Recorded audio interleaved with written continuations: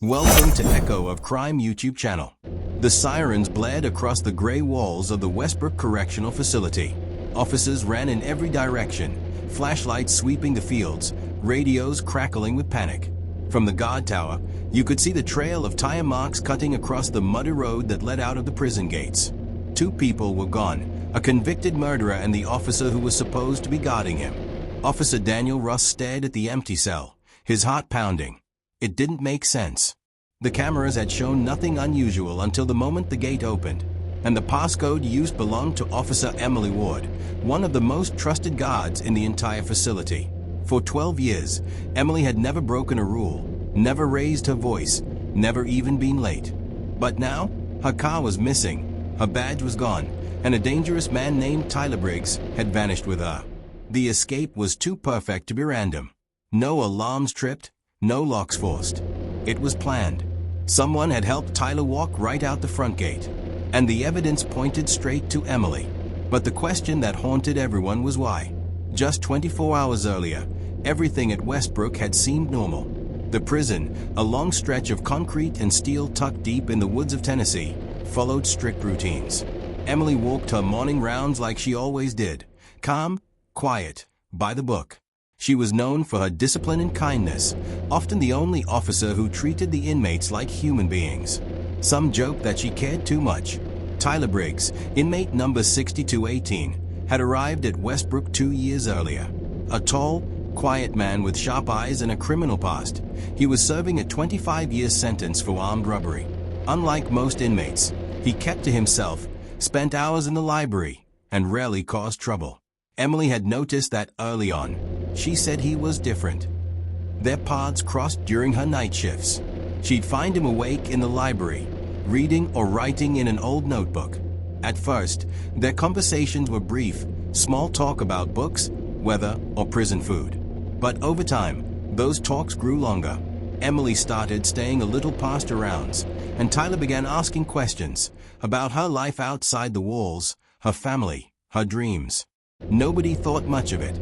A kind guard and a quiet inmate, nothing new. But then, small things started to change. Emily began skipping breaks.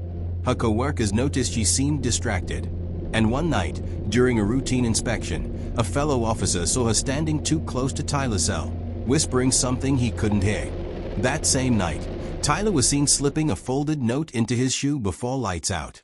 What was written on that note would soon shake the entire prison system and reveal a secret Emily had been hiding for months. The next morning, the warden gathered every officer in the control room. On the screen was a still image from a hallway camera, Emily Ward escorting Tyler Briggs down the corridor, supposedly for a medical check. She looked calm, professional. Nothing seemed wrong.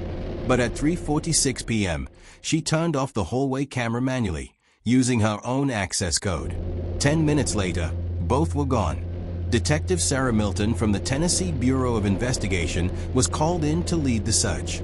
Guards don't just throw away their careers for an inmate, she said as she studied Emily's personnel file. There's always something deeper. She was right. Through interviews with staff, investigators learned that Emily had been struggling financially for months.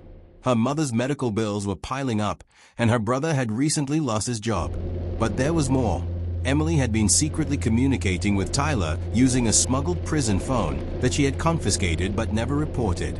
Over weeks, their messages shifted from short exchanges to personal confessions. Tyler knew her weaknesses, her loneliness, her kindness, and her guilt over her family's situation.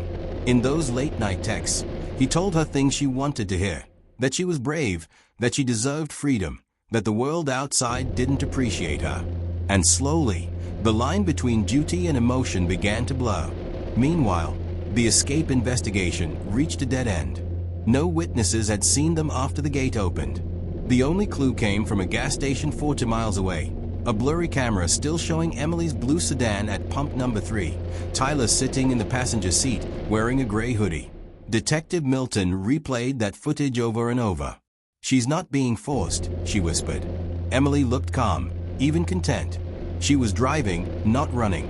By the third day, an interstate manhunt began. The FBI joined in. Roadblocks were set up across Tennessee and Alabama. Emily's face appeared on every news broadcast in the country. Then came a break. A call from a motel owner in northern Alabama. A couple checked in late last night. Paid in cash. No luggage. When officers arrived, the motel room door was slightly open. Inside, there were 2 coffee cups, a half-eaten sandwich, and a pile of cash on the bed. But no Emily. No Tyler.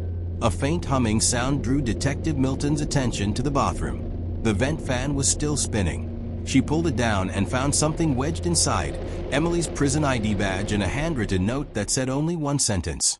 It wasn't supposed to happen like this. Before anyone could make sense of the message, the motel manager ran up from the parking lot, pale and shaking.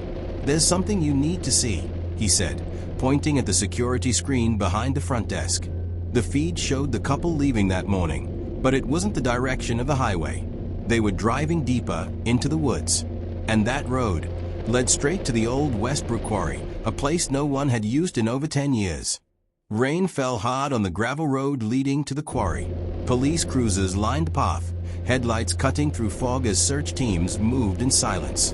Detective Milton stood near the edge of a dark pond that had formed in the quarry's pit over years of abandonment.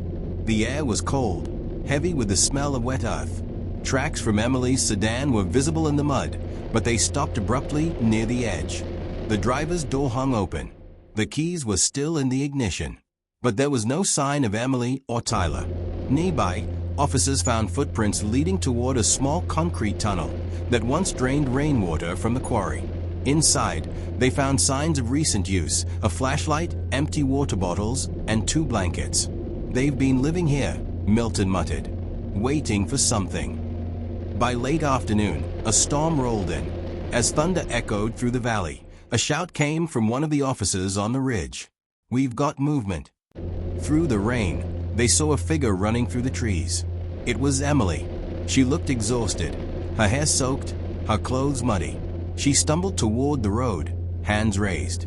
"Please," she gasped, "you don't understand." Milton approached slowly, her voice steady. "Where's Tyler, Emily?" Emily hesitated, her eyes darting toward the dark tree line behind her. "He's gone," she whispered. "He said he'd come back for me, but he lied." Before Milton could respond, a gunshot cracked through the rain. Officers dove for cover. The sound came from deep inside the woods. They swept the area, but found nothing, only an abandoned campsite and a spent shell casing. Emily collapsed, shaking. "He said we could start over," she said quietly. "He promised." By the next morning, Tyler Briggs was nowhere to be found. Every roadblock, every tracker, nothing. He had disappeared again, leaving Emily to face the consequences alone. Months later, during her sentencing, Emily admitted everything. She said she didn't plan to help him escape at first. She just wanted to feel seen. But Tyler used that weakness and turned it into a plan. As the court adjourned, Detective Milton couldn't stop thinking about Emily's last words. "He told me love was freedom," Emily said. "I just didn't realize whose freedom he meant." Outside, far from the courthouse, a truck driver reported seeing a man matching Tyler Briggs's description hitchhiking on a lonely highway near the Tennessee border. The case was officially closed, but the story wasn't over. Because sometimes, freedom is just another kind of prison.